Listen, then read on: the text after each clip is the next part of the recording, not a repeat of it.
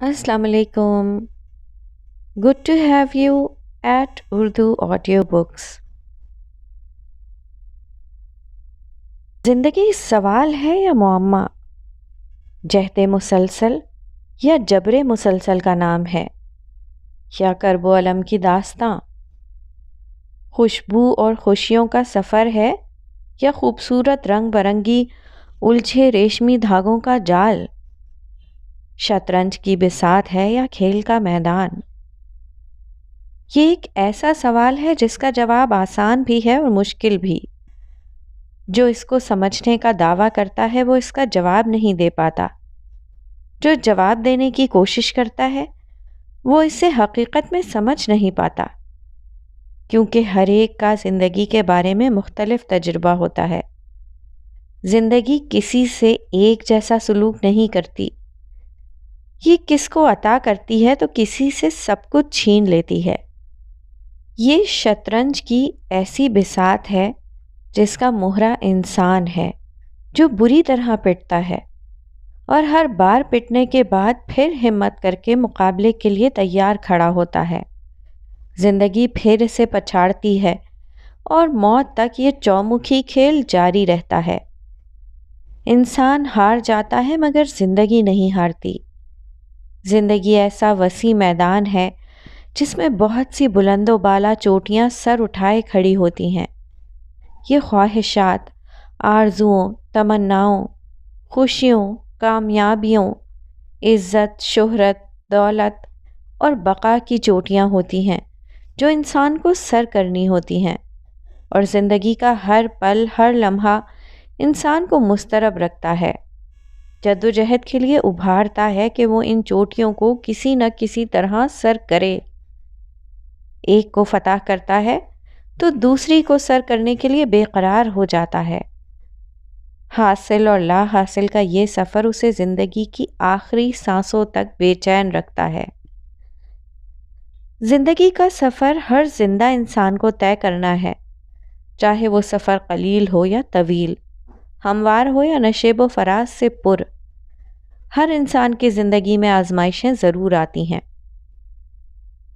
ये आजमाइशें किसी भी नौयत की हों, इनका मकसद इंसान के अंदर की ईमानी क़ुव्वत, सरिश्त के खासे और तमाम जज्बों की ताकत को जांचना होता है।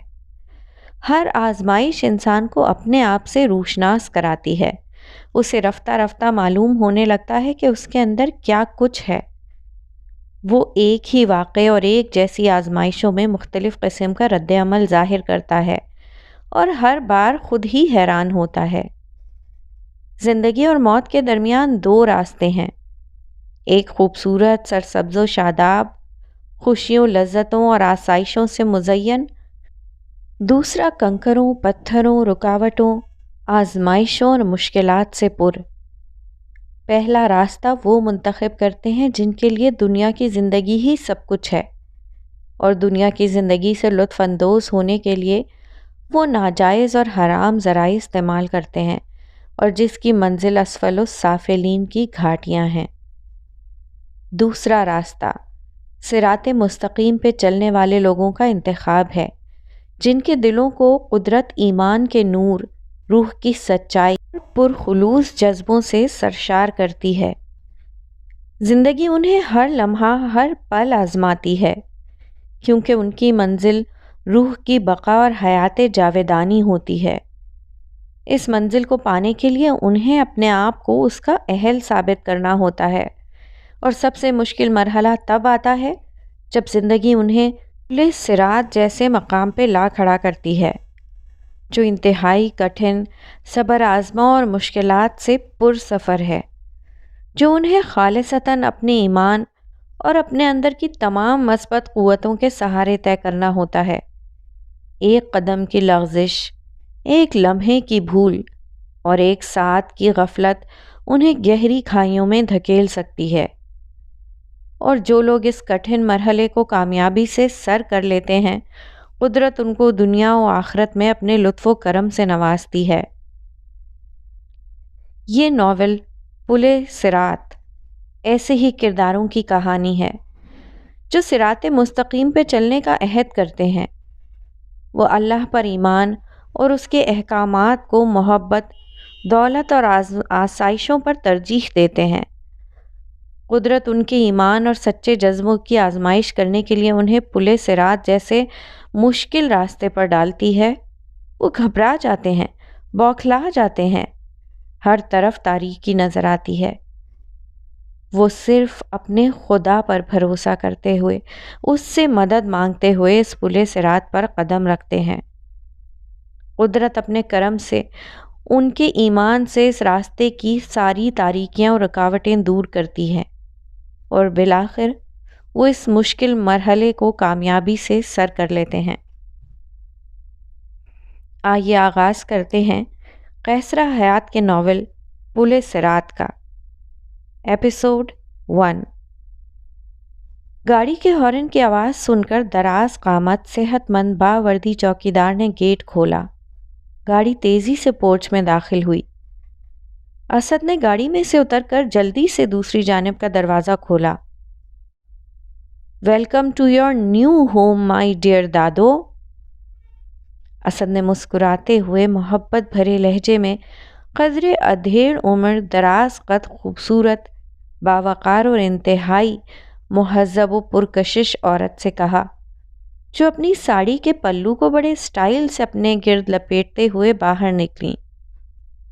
دادو کے چہرے پر انتہائی حیرت اور تجسس کے تاثرات نمایاں تھے۔ اسد بیٹا، یہ سب کیا ہے؟ دادو نے 3 کنال پر محیط انتہائی شاندار محل نما گھر پر نظر دوڑاتے ہوئے کہا، جو قدیم و جدید طرز تعمیر کا حسین امتزاج لگ رہا تھا۔ سرخ اینٹوں سے بنے اس گھر میں ہر جانب بیلکونیاں اور جھروکے نظر آ رہے تھے، اور قدیم طرز کے ان جھروکوں کو جدید فیشن کے مطابق تعمیر کیا گیا تھا۔ بالکونیوں کے گرد لپٹی بیلیں اور ان میں سے رنگ برنگی جھانکتے ہوئے پھول انتہائی خوبصورت لگ رہے تھے۔ دادو، یہ آپ کا اور میرا اپنا گھر ہے، اسد نے مسکرا کر بتایا۔ مگر یہ کب اور کیسے؟ آپ نے تو ہمیں کچھ بتایا ہی نہیں، دادو نے انتہائی شستہ لہجے میں پوچھا۔ دادو اس قدر حیران ہو رہی تھی کہ انہیں کچھ سمجھ ہی نہیں آ رہا تھا۔ میں آپ کو بتا کر نہیں، دکھا کر سرپرائز دینا چاہتا تھا، اس نے مسکراتے ہوئے کہا، تو دادو بھی مسکرا کر ارد گرد دیکھنے لگیں۔ اب اندر چلیے، میں آپ کو آپ کا گھر دکھاتا ہوں۔ اسد نے پرجوش انداز میں مسکراتے ہوئے دادو کا ہاتھ محبت سے پکڑا اور 3-4 آف وائٹ ٹائلوں سے بنی سیڑھیاں چڑھ کر ایک انتہائی خوبصورت لکڑی کے بہت بڑے دروازے کے سامنے کھڑے ہو گئے، جس پہ انتہائی خوبصورت کھدائی کا کام ہوا تھا، اور دروازے کے ارد گرد سرسبز بیلیں لٹک رہی تھیں۔ وہ ایک برآمدے میں داخل ہوئے جس کا فرش خوبصورت کارپیٹ ڈیزائن کی ٹائلوں سے مزین تھا، اور دیواروں پہ خوبصورت قدیم حویلیوں کی دیواروں کی مانند پچکاری ہوئی تھی۔ لمبے برآمدے کے اختتام پر شیشے کی سلائیڈز والا بہت بڑا دروازہ تھا، جس پہ خوبصورت گلاس پینٹنگ سے پھول اور پتے بنائے گئے تھے، جو دیکھنے میں اس قدر دیدہ زیب اور فریش دکھائی دے رہے تھے کہ انہیں دیکھتے ہی تھکاوٹ کا احساس ختم ہو جاتا اور تازگی و سرشاری کا احساس معطر کرنے لگتا۔ دروازہ ایک بہت بڑے گول شکل کے لاؤنج میں کھلتا تھا، جس کی چھت بہت اونچی تھی، اور چھت بھی قدیم طرز کی نقش و نگار والی چھتوں کی مانند تھی۔ اس کے عین وسط میں انتہائی قیمتی و نفیس کرسٹل کا شینڈلر لٹک رہا تھا۔ وہ جب روشن ہوتا تو اس کے چھوٹے چھوٹے برقی قمقموں سے سفید ملکوتی شعاعیں پورے لاؤنج کو بھرپور انداز میں روشن کرتیں۔ لاؤنج کی دیواریں قیمتی اور خوبصورت قدیم و جدید اسلامی خطاطی کی پینٹنگ سے مزین تھیں۔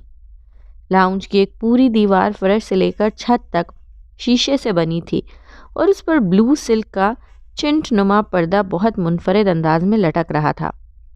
اسد نے آگے بڑھ کر ایک بٹن دبایا اور سارا پردہ اوپر کو اٹھ گیا۔ لاؤنج سورج کی روشن کرنوں سے منور ہو گیا۔ لاؤنج میں رکھا قدیم و جدید طرز کا انتہائی قیمتی فرنیچر، ڈیکوریشن پیسز، مصنوعی پھولوں کی بیلیں اور فائبر گلاس کے لیمپس، خوبصورت وال ہینگنگز، سب کچھ اس قدر منفرد اور خوبصورت تھا کہ دادوں کی آنکھیں حیرت سے کھلی کی کھلی رہ گئیں۔ دادو، آئیے سب سے پہلے میں آپ کو آپ کا کمرہ دکھاتا ہوں، اسد نے مسکراتے ہوئے کہا، اور دادوں کو دائیں جانب ایک بہت بڑے بیڈ روم میں لے گیا۔ کمرے میں قدیم اسٹائل کا بیڈ تھا اور اس پر حیدرآبادی اسٹائل کی بیڈ شیٹ بچھی تھی۔ چنیوٹی کھدائی والا بہت بڑا ڈریسنگ ٹیبل، ایک جانب 2 seater T V, bed room refrigerator, نفیس چائنیز پھولوں کے گلدستے اور دیوار پر مرحوم دادا جان فرید الدین کا بہت بڑا پورٹریٹ۔ دادوں نے مسکرا کر تصویر کی جانب دیکھا اور پھر ایک دم سنجیدہ ہو گئیں۔ کمرہ بہت منفرد انداز میں ہلکے رنگوں کے حسین امتزاج سے سجا تھا۔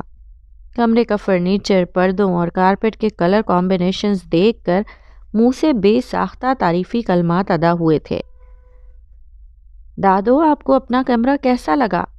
سچ بتائیے گا، اسد نے مسکراتے ہوئے پوچھا۔ بہت خوبصورت۔ کیا آپ نے خود ڈیکوریٹ کیا ہے؟ لیکن اس کمرے کی ہر چیز میں ہمارے ٹیسٹ کا بہت خیال رکھا گیا ہے۔ پردوں اور کارپیٹ کی کلر اسکیم بھی ہماری فیوریٹ ہے، دادو نے کہا تو وہ مسکرا دیا۔ دادو جان، آج کل یہ کام انٹیریئرز خود ہی کر لیتے ہیں، بس ان کو اپنی چوائس اور ٹیسٹ بتا دیتے ہیں، سب کچھ تیار ملتا ہے۔ آئیے اب میں آپ کو اپنا کمرہ دکھاتا ہوں، اور وہ لاؤنج کی ایک جانب سے بلند ہوتی چند سیڑھیاں چڑھتا ہوا اوپر گیا اور انہیں اپنا کمرہ دکھانے لگا۔ اس کا کمرہ بھی اس کی پسند کے مطابق انتہائی خوبصورت اور پرکشش انداز میں سجایا گیا تھا۔ دیواروں پہ چائنیز پینٹنگز، ایرانی کارپیٹ، کرسٹل کے ڈیکوریشن پیسز، میرون کلر کے خوبصورت پردے جن پر اسی کلر کے ستارے ہوا کے ہلکے سے جھونکوں سے ہی حرکت میں آ کر جھلملانے لگتے۔ ہر شے میں مکمل ہم آہنگی اور خوبصورتی تھی۔ وہ دادوں کو پورا گھر دکھاتا رہا، drawing room, dining room, guest room, kitchen, washrooms, گھر کا ہر کونا انتہائی قرینے اور شائستگی سے سجایا گیا تھا۔ اس گھر کو دیکھ کر ایک دم پرانی محل نما حویلیوں کی یاد تازہ ہو جاتی تھی۔ اس کی ڈیکوریشن میں بھی یہی انفرادیت تھی کہ اس کی جدیدیت کو قدیم روایتی انداز میں سمویا گیا تھا۔ اس گھر کو دیکھ کر دادو کہیں کھو سی گئیں، انہیں بہت کچھ یاد آ رہا تھا۔ دادو، اب بتائیے، کیا آپ کو اپنا گھر پسند آیا؟ وہ دادو کے قریب لاؤنج میں رکھے صوفے پر بیٹھتے ہوئے بولا۔ ماشاءاللہ، بہت خوبصورت ہے، خدا نظر بد سے بچائے، دادو نے محبت سے اسد کے چہرے پہ ہاتھ پھیرتے ہوئے کہا۔ کسے، مجھے یا اس گھر کو؟ اسد نے ہنستے ہوئے پوچھا۔ دونوں کو، آپ کو بھی اور آپ کے اس گھر کو بھی، دادو نے محبت سے کہا۔ دادو، ہم تینوں کو، آپ کو، مجھے اور اس گھر کو۔ یہ گھر مجھے آپ کی دعاؤں کی بدولت ملا ہے۔ اسد نے مسکرا کر دادو کا ہاتھ اپنے ہاتھوں میں لے کر محبت سے کہا۔ جیتے رہو، خدا آپ کو اور بھی بہت سی خوشیوں سے نوازے۔ مگر بیٹا، ہمیں ایک بات سمجھ میں نہیں آ رہی کہ آپ کو اس نئے گھر کی کیا ضرورت پیش آئی؟ ہم پہلے جس گھر میں رہ رہے ہیں وہ بھی بہت اچھا ہے، دادو نے حیرت سے پوچھا۔ دادو، اس سے پہلے آپ جن گھروں میں رہ چکی ہیں وہ ان دونوں سے اچھے تھے۔ بڑی بڑی حویلیوں اور محل جیسے گھروں میں آپ رہتی تھیں۔ بس میں نے سوچ رکھا تھا میں ویسا تو نہیں، مگر ان جیسا ہی ایک گھر بنواؤں گا جہاں ہم دونوں رہیں گے، اس نے مسکراتے ہوئے کہا۔ کیوں؟ آپ نے ایسا کیوں سوچا تھا؟ دادو نے حیرت سے پوچھا۔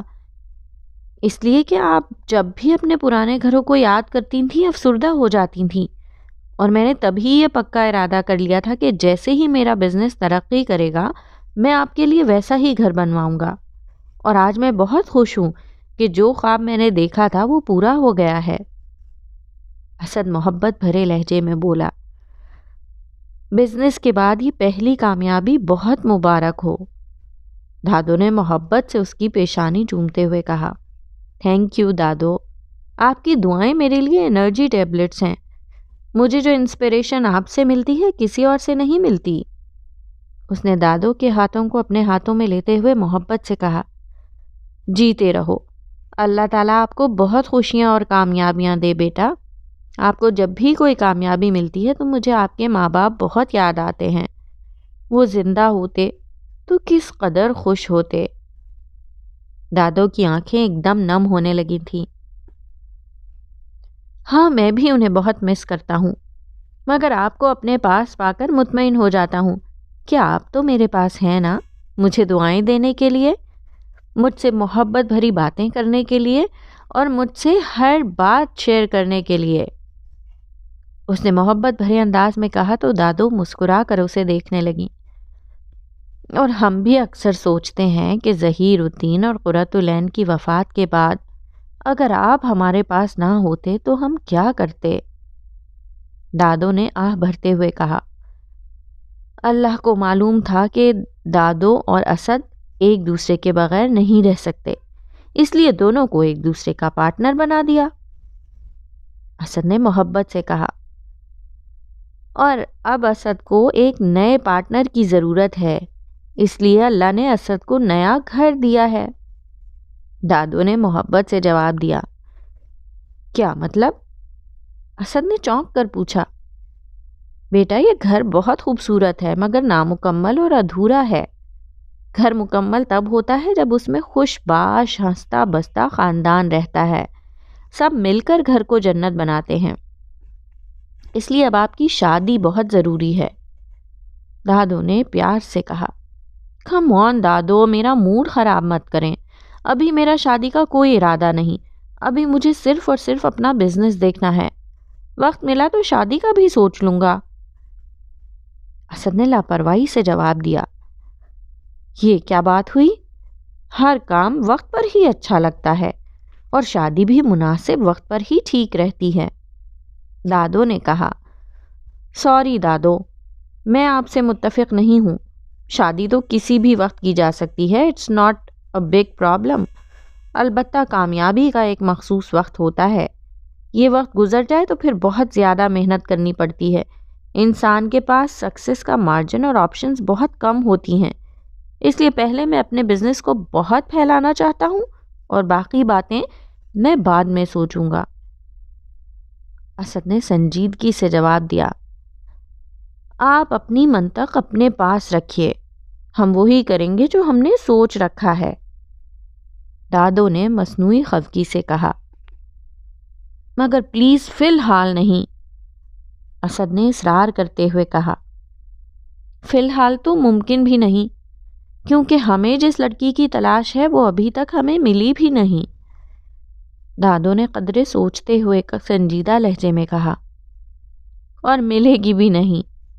اسد نے ہنستے ہوئے کہا، کیوں؟ دادو نے حیرت سے پوچھا۔ دادو، آپ جیسی گریسفل، ویل مینرڈ اور چارمنگ لیڈی کی چوائس بھی تو آپ کی طرح ہی یونیک ہوگی نا، اور یونیک لوگ آسانی سے نہیں ملتے۔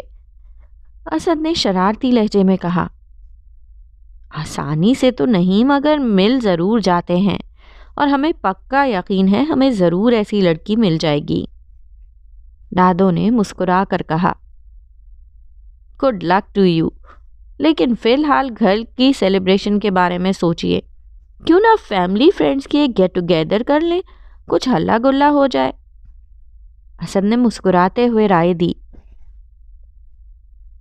بیٹا، نعمتیں پروردگار کا انعام اور اس کا کرم ہوتی ہیں، اس لیے نعمتیں ملنے پر اس کا شکر ادا کرنا چاہیے، اور ہماری خاندانی روایات یہی رہی ہیں کہ ایسی خوشی کے موقع پر پروردگار کے ذکر کی محفل منعقد کر کے اس کا شکر ادا کیا جاتا ہے۔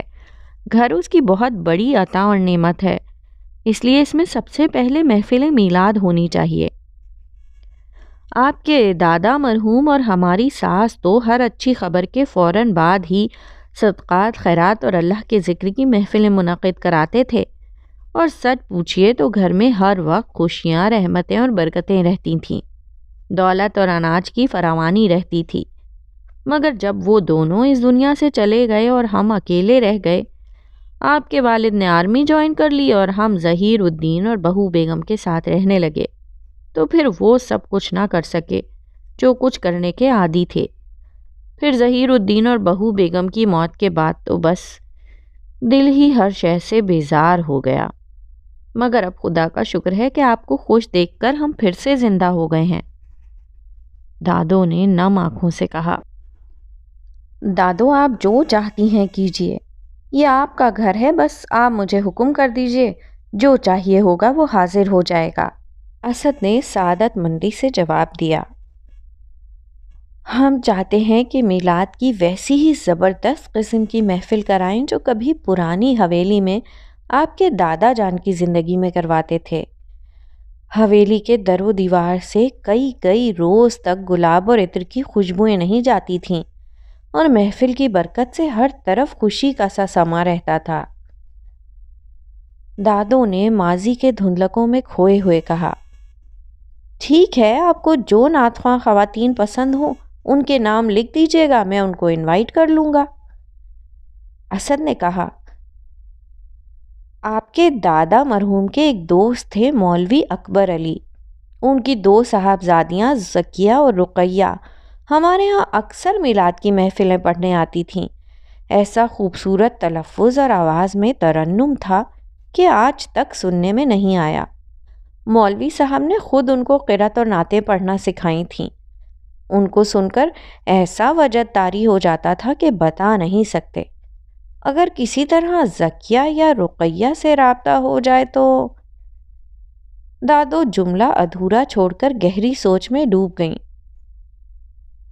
آپ مجھے ان کا ایڈریس دے دیجیے گا، میں ڈرائیور کو بھیج کر ان سے رابطہ کرنے کی کوشش کروں گا، اسد نے جواب دیا۔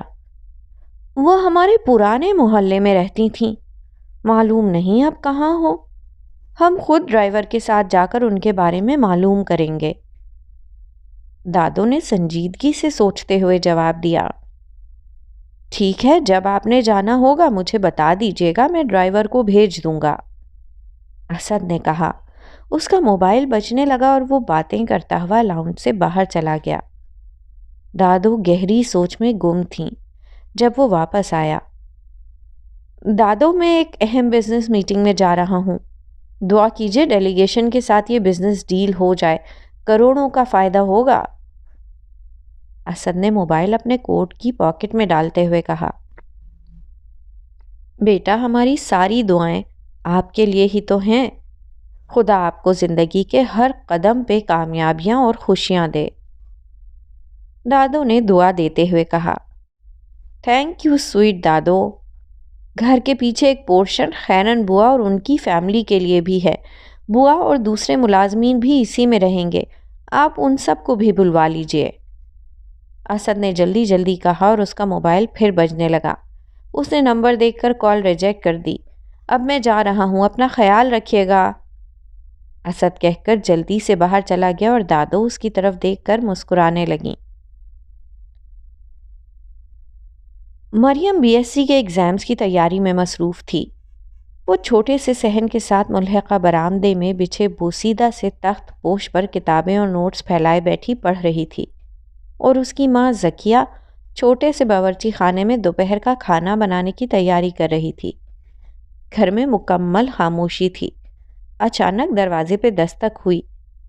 مریم اپنے دوپٹے کو قرینے سے سر پر پھیلاتی ہوئی دروازے کی طرف گئی اور سر باہر نکال کر جھانکا۔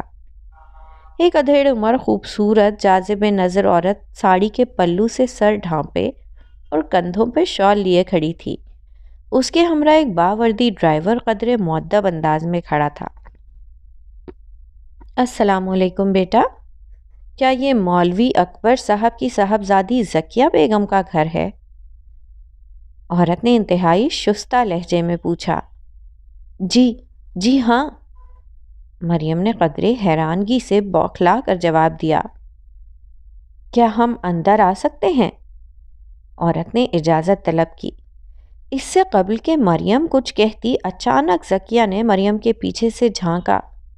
ارے ستوت آپا، آپ؟ زکیہ قدرے حیرانگی سے اور انتہائی خوشی کے ملے جلے جذبات سے بولی۔ مریم فوراً پیچھے ہٹ گئی۔ آپا اندر تشریف لائیے نا، آپ باہر کیوں کھڑی ہیں؟ زکیہ کی آواز میں بے انتہا خوشی تھی۔ آپ گاڑی میں ہمارا انتظار کیجیے، ہم تھوڑی دیر بعد آتے ہیں، ستوت آپا نے ڈرائیور سے کہا اور گھر کے اندر داخل ہو گئیں۔ زکیہ کو سمجھ میں نہیں آ رہا تھا کہ وہ اپنے 2 کمروں اور چھوٹے سے صحن اور برآمدے پر محیط گھر میں ستوت آپا کو کہاں بٹھائے۔ اسے تو اپنا پورا گھر ستوت آپا کے شایان شان نظر نہیں آ رہا تھا۔ آپا اندر تشریف لے آئیے۔ زکیہ نے ایک کمرے کی طرف اشارہ کیا جس میں چند کرسیاں اور ایک پرانا پلنگ بچھا تھا۔ کمرے کے درمیان ایک چھوٹا سا میز تھا۔ کرسیوں اور میز پر سفید کڑھائی والے کور تھے۔ کڑھائی کے پرانے ڈیزائن سے معلوم ہو رہا تھا کہ بہت پرانے تھے۔